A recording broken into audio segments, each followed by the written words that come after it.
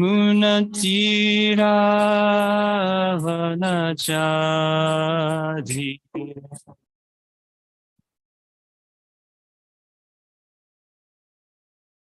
Yamunatira vanachadi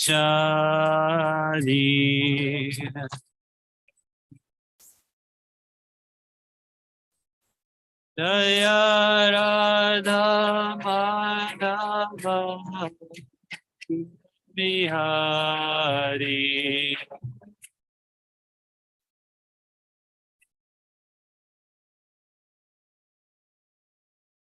Jaya Radha Madhava Kunja Bihari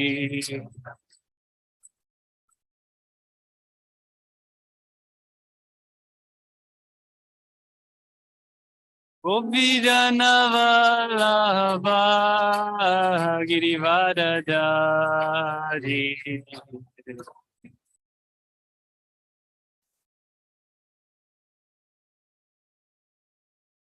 Jaya Gopijanavalabha Girivaradari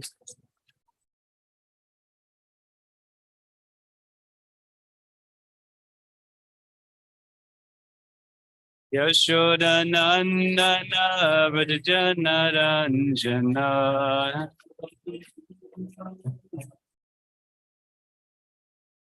Yashodanandana Vrajanaranjana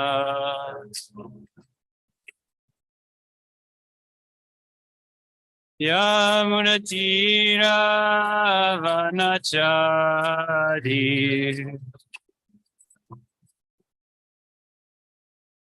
Yamunatira Vanachari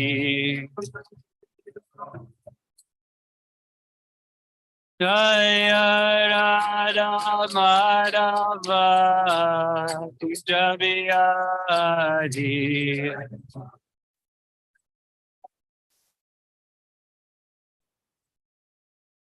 Jaya Radha Madhava Kunja Bihari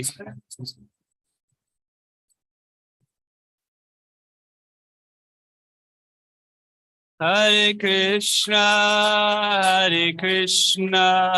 Krishna Krishna, Hare Hare, Hare Rama,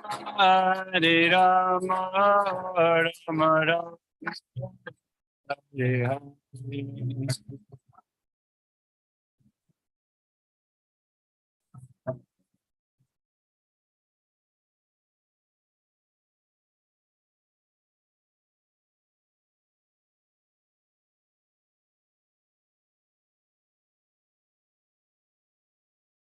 Hare Krishna, Krishna Krishna, Hare Hare, Hare Rama, Rama Rama, Hare Hare.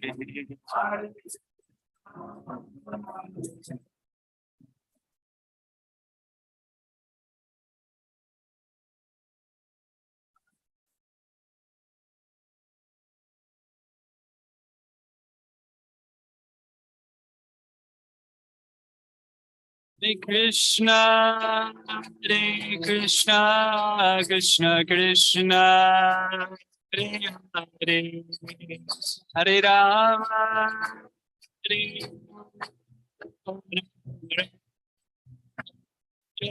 Hare.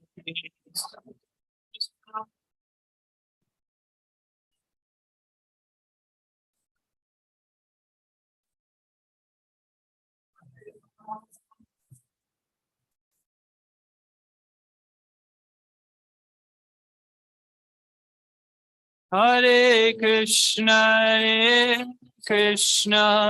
Krishna Krishna, Hare Hare, Hare Rama, Hare Rama,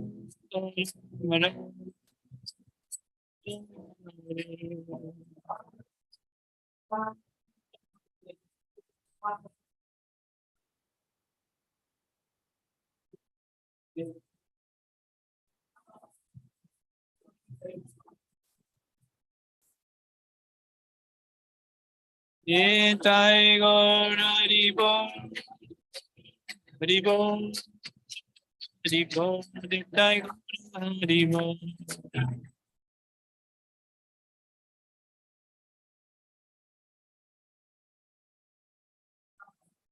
Jai Jai Prabhupada, Jai Prabhupada, Prabhupada, Jaya Jaya Prabhupada.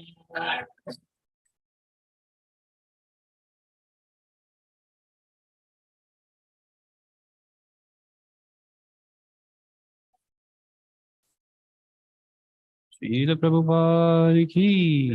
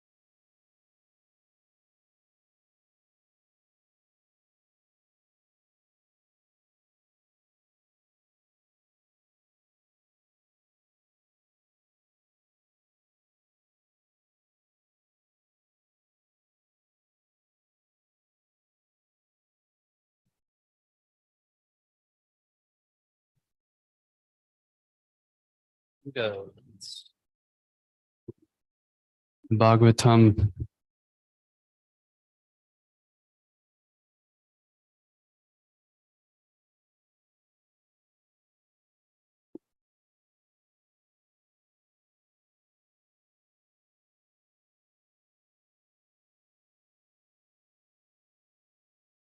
Thank you. Om Namo Bhagavate Vasudevaya.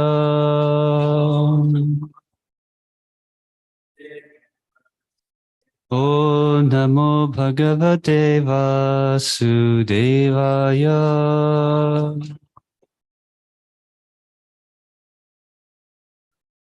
Om Namo Bhagavate Vasudevaya.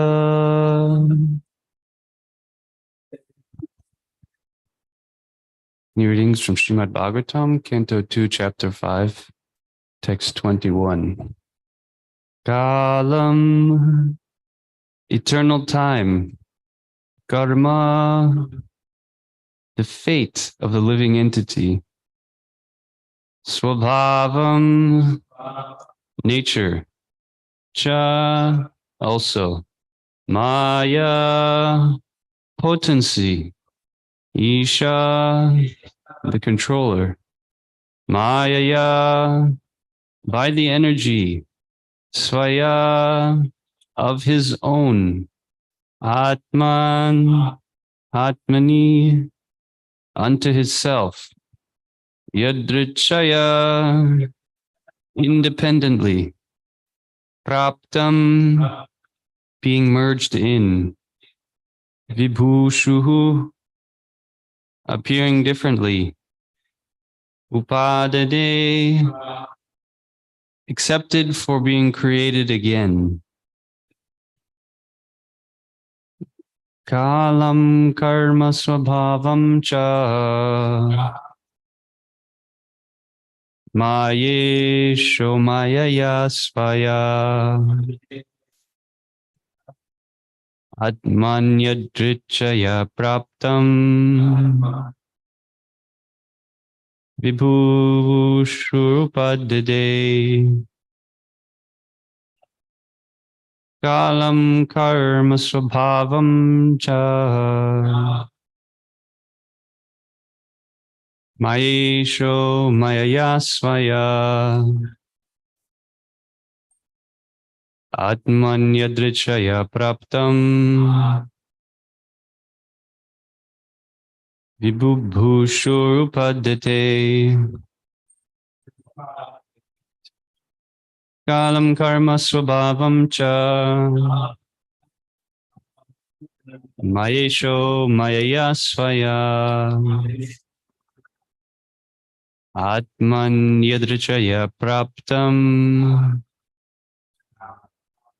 Vibhubhushurupadate. Kalam karma subhavam cha. Karma swabhavam cha. Ayesho mayaya svaya. Atman yadrichaya praptam. Vibhushurupadate.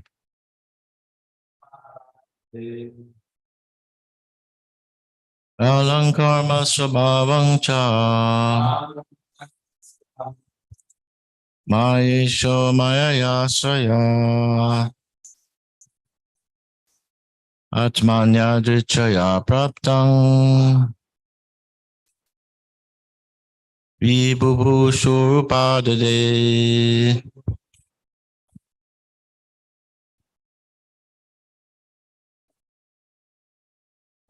Sat karma swabhavam cha mayesho mayaya svaya atma yadrachiya praptam vibhubu surupadade.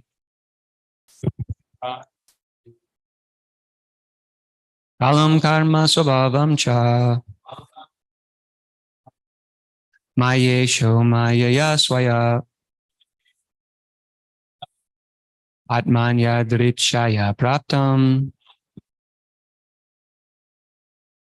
Vibhubhusur upadade. Kalam karma swabhavam cha Vaisho mayaya swaya Atman yadrichaya praptam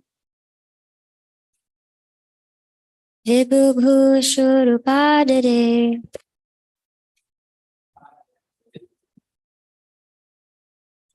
Translation. The Lord, who's the controller of all energies, thus creates by his own potency eternal time, the fate of all living entities and their particular nature, for which they were created, and he again merges them independently. Purport. The creation of the material world, wherein the conditioned souls are allowed to act subordinately by the Supreme Lord, takes place again and again, after being repeatedly annihilated. The material creation is something like a cloud in the unlimited sky. The real sky is the spiritual sky, eternally filled with the rays of the Brahmajyoti. And a portion of this unlimited sky is covered by the Mahatattva cloud of the material creation, in which the conditioned souls who want to lord it against the will of the Lord are put into play as they desire, under the control of the Lord by the agency of his external energy. As the rainy season appears and disappears regularly, the creation takes place and is again annihilated under the control of the Lord, as confirmed in the Bhagavad Gita 8:19. So the creation and annihilation of the material worlds is a regular action of the Lord, just to allow the conditioned souls to play as they like, and thereby create their own fate of being differently created again in terms of their independent desires at the time of annihilation. The creation therefore takes place at a historical date, as we are accustomed to think of everything which has a beginning in our tiny experience. The process of creation and annihilation is called anadi, or without reference to date, regarding the time the creation first took place, because the duration of even a partial creation is 8,640,000,000 years. The law of creation is, however, as mentioned in the Vedic literatures, that it is created at certain intervals, and is again annihilated by the will of the Lord. The whole material or even the spiritual creation is a manifestation of the energy of the Lord, just as the light and heat of a fire are different manifestations of the fire's energy. The Lord therefore exists in his impersonal form by such expansion of energy, and the complete creation rests on his impersonal feature. Nonetheless, he keeps himself distinct from such creation as the Purnam, or complete. So no one should wrongly think that his personal feature is not existent due to his impersonal, unlimited expansions. The impersonal expansion is a manifestation of his energy, and he is always in his personal feature, despite his innumerable, unlimited expansions of impersonal energies. Bhagavad Gita 9:5-7. For human intelligence, it is very difficult to conceive how the whole creation rests on his expansion of energy. But the Lord has given a very good example in the Bhagavad Gita. It is said that although the air and the atoms rest within the huge expansion of the sky, which is like the resting reservoir of everything materially created, still the sky remains separate and unaffected. Similarly, although the Supreme Lord maintains everything created by his expansion of energy, he always remains separate. This is accepted even by Shankaracharya, the great advocate of the impersonal form of the Absolute. He says, Narayana Parovyaktad, or Narayan exists separately, apart from the impersonal creative energy. The whole creation thus merges within the body of transcendental Narayan at the time of annihilation, and the creation emanates from his body again with the same unchanging categories of fate and individual nature. The individual living entities, being parts and parcels of the Lord, are sometimes described as Atma, qualitatively one in spiritual constitution. But because such living entities are apt to be attracted to the material creation, actively and subjectively, they are therefore different from the Lord.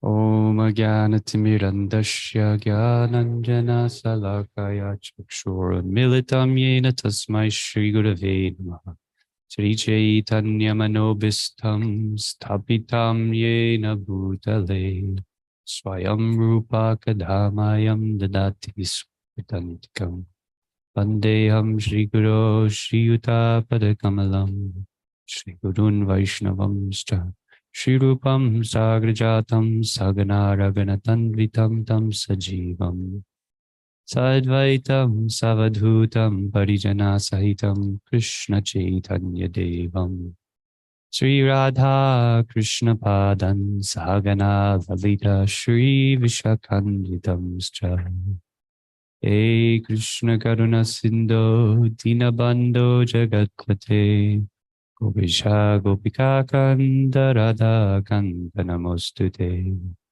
Tapta Kanchana Gaurangi Radhe Vrindavaneshwari Shabhanusute Devi Pranamami Hari Priye Pancha Kalpatrubhyascha Kripa Sindhubhya Cha Patitanam Pavanebhyo Vaishnavebhyo Namo Namaha Jai Shri Krishna Chaitanya Prabhu Nityananda Shri Advaita Gadadhar Shri Vasadi Gaura Bhakta Vrinda Hare Krishna Krishna Krishna Hare Hare Hare Rama Rama Rama Hare Hare.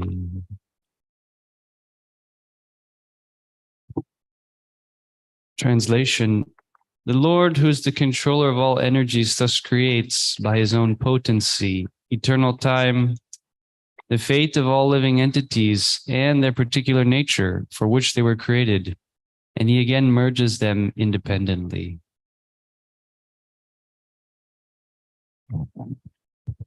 Arj, would you please like to share anything on this?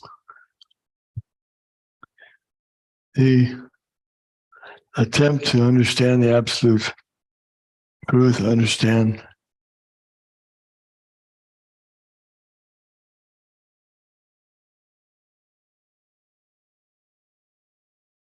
God is situated, how the energies are interacting. It's very difficult subject matter, and we can consider how qualified one must be to present it as it's being presented here by the great personality of servants or Godheads, the Gurus, Brahma, Narad Muni, and Shukadev Goswami, and Swami Grace A.C. Bhaktivedanta Swami Prabhupada. So it requires this kind of realization, the acharyas, to lead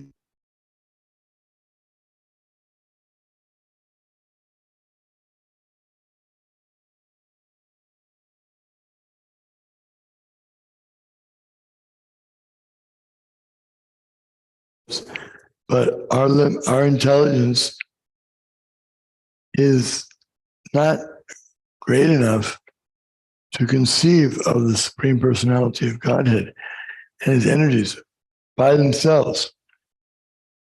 In other words, how can one understand this? Not by millions of years or millions of lifetimes of trying to speculate. No matter how much one tries to meditate on his own, he won't be able to come to this conclusion. But if the Lord is pleased with him, if he takes up some aspect of bhakti or devotional service, then the Lord can reveal all this through the civic succession as he wishes, or in the heart even of the living entity. But still, he recommends, even though this information is with him and he's in the heart of every living entity, still he recommends that we combine and take the advice of the super soul in the form of the Shastras, scriptures, and the spiritual master, the external manifestation of super soul. Then by Shastras, Guru, and Vaishnava, one has a good ability to traverse the ocean of material suffering. It is said that one who takes shelter of the Lord, lotus feet of the Lord, samashita ye palapala plavam, hatpadam punya shomorare, vambudir vatsapadam padam padam yadvipadam natation. Lotus feet of the Lord are like little lotuses, boats, and when one gets on the boat, then automatically the whole water of the vast ocean of material existence shrinks to the amount of water contained in the hoofprint of a calf, and then one can cross over it easily. So that's the process of devotional service, surrendering to the lotus feet of the Lord. Then this transcendental knowledge, which is so vast, can be understood by his grace, not by our own power. Even the yogis who try to make advancement by getting mystic power on the basis of their own austerities, pasya, they also can go on for millions of years. Just to approach the lotus feet of the Lord, it takes an inestimable amount of time. Fantasticote shatavatsara sampragamyo ayoratapi munaso munipungavano so pyastiyat prajasim navichantate govindamari purusham tamahamayami. He can go on traveling at the speed of mind for millions of years and still he can't approach the lotus feet of the Lord. They're still far away. But if one surrenders through the process of bhakti yoga, then Krishna, he's far away, as the Isha Upanishad says, He's far away, but he's very near as well. So he is very near living entities who are devotees. He says, I stay in the heart. I'm not in the heart of the yogis, he said. And I'm not in Vaikuntha. I'm where the devotees are engaged in devotional service, chanting my holy names. In other words, that's his preferred place.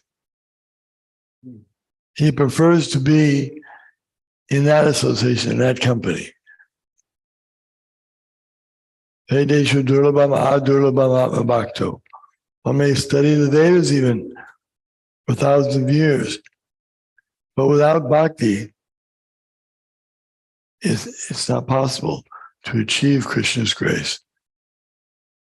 Bhakti is the key, and bhakti can be given through a chain of disciplic succession and received in that way. If one is fortunate, he gets such an opportunity, then his complete existence becomes auspicious, and even the thought of all the anxiety and difficulties he went through in the material world becomes insignificant. Hare Krishna. Hare Krishna. Thank you so much. Very interesting statement in the purport. The real sky, the material creation is like something like a cloud in the unlimited sky. The real sky is the spiritual sky, eternally filled with the rays of the Brahmajyoti, and a portion of this unlimited sky is covered by the Mahatata cloud of the material condition, material creation. So we know from the Bhagavatam, Hyam Purusha, that the soul is pure. The soul is pure. We're actually pure, but we've identified with this material energy, this Mahatattva cloud. So we know how the material creation diversifies, how the elements manifest. And this verse is saying that the Lord creates by his own energy the time, the fate of living entities and their particular nature. So whatever nature we have, it's actually the Lord's energy. It's a combination of the Lord's energy. We can't claim proprietor over it. We ourselves are part and parcel of the Lord. And the material body, the mind, the intelligence, they're all his energies. So as we know in the Bhagavad Gita, it's a discussion of when the mind is controlled, it's our best friend. But for him who has failed to control the mind remains the greatest enemy. So how to control the mind? We can't do it artificially, independently. You can't force the mind. The mind is the energy of Krishna. And because Krishna is Hrishikesh, he's the ultimate controller. As Maharaj was saying, by his mercy, the mind can be controlled, not by our own independent efforts. So the process for the mind getting controlled is giving the mind the higher taste. Then the senses will follow. We were reading in the Nectar of Devotion. Prabhupada explains, thinking, feeling, and willing are activities of the mind. When we will to do something, the activity comes to be manifest by the gross bodily senses. Thus, in our mental activities, we should always try to think of Krishna and try to plan how to please him.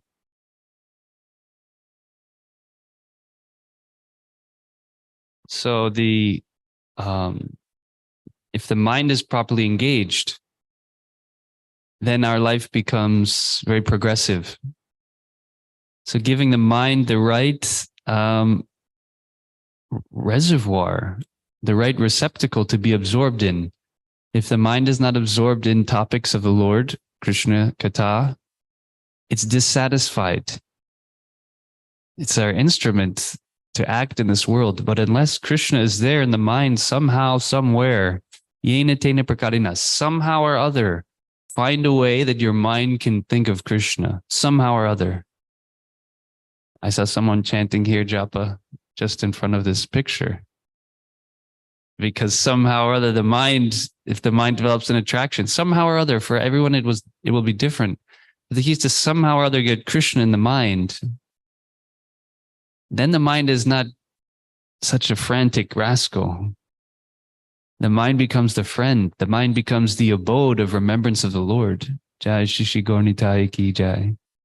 So it's different for everyone. This verse is saying by their different natures. So we all have different natures. And part of the purification process, discover our nature and then engage our nature in Krishna service. Unless we are engaged according to our natural qualities of work, we will also be dissatisfied. Krishna says it's better to do your own work even imperfectly than to try to imitate someone else. So to dovetail our conditioned nature becomes an important aspect for feeling satisfied in spiritual life.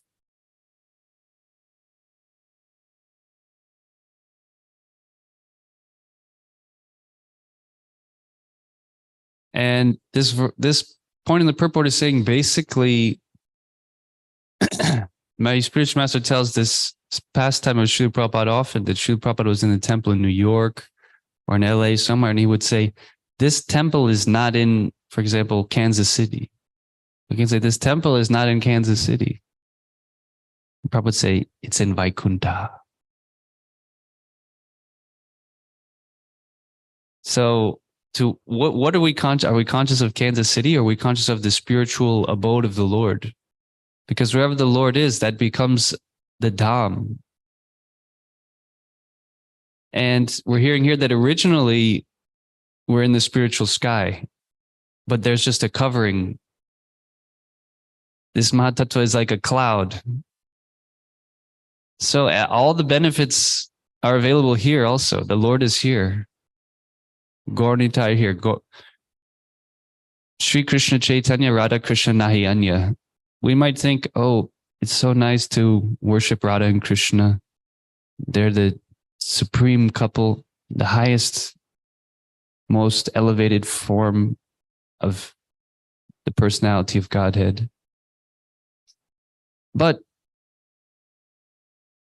Ekatman, they're one soul, united in the form of Chaitanya Mahaprabhu.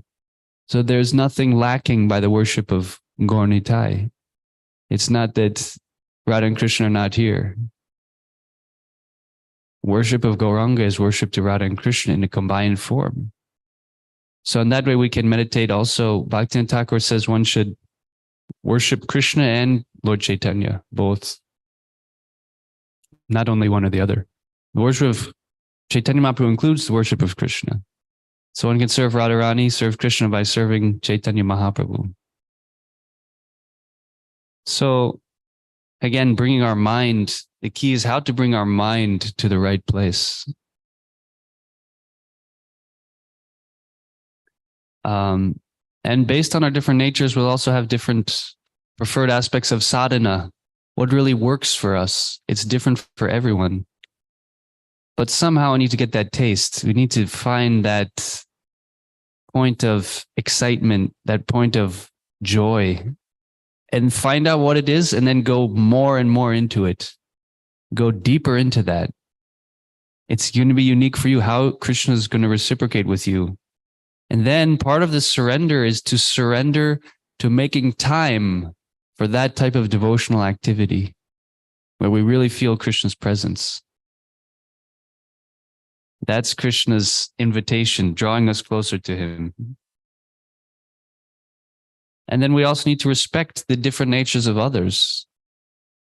This principle of devotee care. To really respect it, everyone has a different nature. What do they need to progress and practice bhakti in a happy, satisfied way for their whole life, for long term? We need to adjust to that. We need to facilitate them. We need to put people over projects and not projects over people. Your best resource is the devotees, to invest in the devotees, to give them what they need to continue to practice. That's more important. If we invest in that, The devotees will go on serving happily for decades. But if we think, well, that's their need is not so important, it's more important that we do this, that, and the other, then they may not being satisfied or fulfilled and go somewhere else. So in this passage of the Nectar Devotion, Prabhupada also says, there are activities of the body, activities of the mind, and activities of speech. A Christian conscious person engages his words in preaching the glories of the Lord. This is called kirtan. And by his mind, a Christian conscious person always thinks of the activities of the Lord. As he's speaking on the battlefield of Kurukshetra or engaging in his various pastimes in Vrindavan with his devotees. In this way, one can always think of the activities and pastimes of the Lord. This is the mental culture of Krishna consciousness. So there's a very deeper level that we're aspiring for, where even the activities of the Lord, one can remember them. Krishna consciousness has so many different levels. We can see with our physical eyes the external activities, but the real Krishna consciousness is the inner state of the devotee. That we can't see. The advanced devotees, they're always in this very elevated state of remembrance of the Lord, remembrance of Krishna. Therefore, Prabhupada says they have a cool head. They can tolerate. When you're getting a deeper taste, you can tolerate more upheaval of the material realm because you're not so identified with it. So somehow or other, yena tena prakadena, somehow or other we find a way to deepen our absorption. Ultimately, we have to find some absorption. That means kind of getting saturated. Then we can tolerate more this material world, this material foreign atmosphere, which is always full of obstacles. Prabhupada says it's by nature inauspicious. So there will always be some unexpected thing, some disturbance. It's full of disturbances, actually. We can't find peace here. As soon as you think you've gotten a peaceful situation, something will change, something will break, something will. So we shouldn't look for that perfection here in this material realm. We'll never find it. And therefore, our focus should not be actually just making this material realm comfortable, physically comfortable. No, it's the nature of this place. You know, it's on its way out. We can't make it perfect. We just have to learn to tolerate this temporary situation we're in, this temporary life, which will pass very fast. Do whatever's needed to go deeper in our devotion and tolerate the material inconveniences.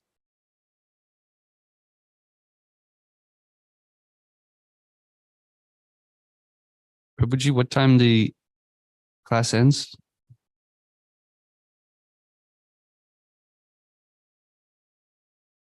Okay.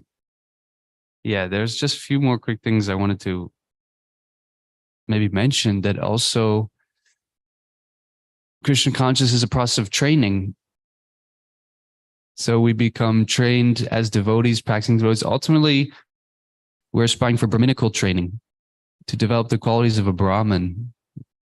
Why? We can receive Brahminical initiation. Then one gets the opportunity to directly worship the Lord. The service to the deity on the altar is non-different from personal service to God. So if we have, the point is we're supposed to try to develop some desire to serve the Lord. And that's the point of the sadhana, to awaken an intense desire for service, to serve the Lord. In deity worship, one actually gets that opportunity. So it's an incredibly powerful facility that's given by the acharyas, by Krishna, to manifest in the Archa Vigraha, to receive that service that we want to offer. So it should be very inspired by that. And it's a very powerful catalyst in our spiritual life to begin worship of the deity, to enter the altar, which is the kingdom of God. So this is why in Krishna consciousness, we don't have to make this discrimination that we do something here in this life, then we'll go to the spiritual world and do something different. No, we're doing the same activities now that will go on in the spiritual world. So it's a training process. And we read a little bit from the Navadvita Mahatmya yesterday, but the real nature of the abode of the Lord, of Lord Chaitanya, he has this eternal abode of Navadvip. And it's described in the scriptures as this most immaculate, incredible place. If we have maybe a little more time later, we can go into that, but we should try to follow the schedule to a certain degree.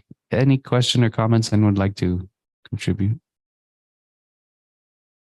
Okay. Jagannath Prabhu.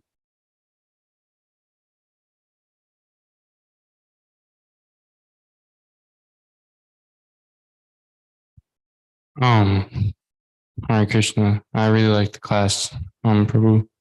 And I just had a question about this.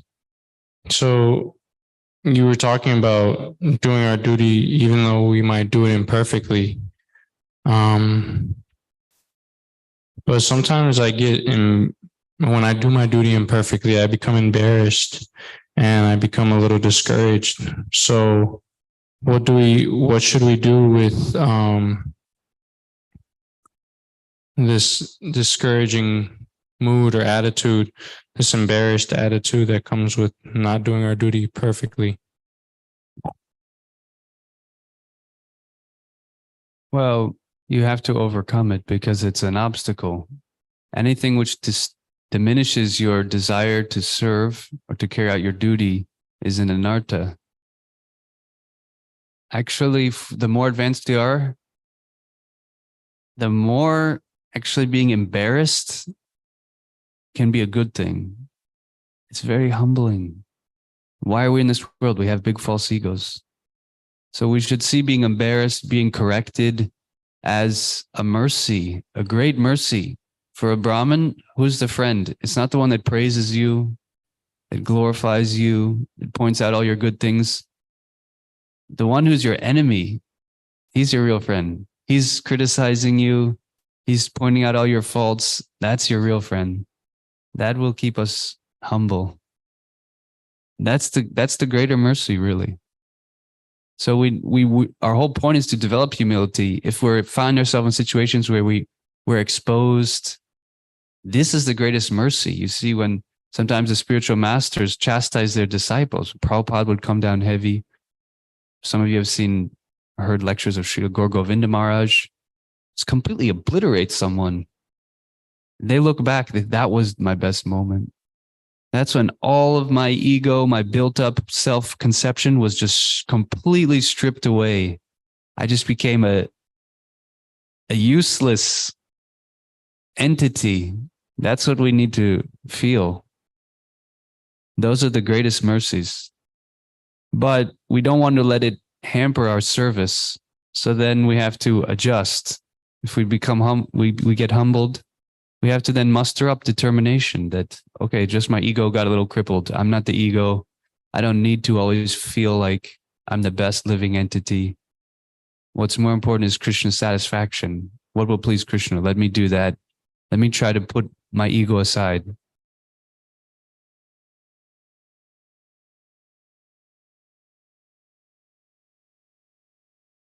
Okay, thank you, Prabhu. Anyone else?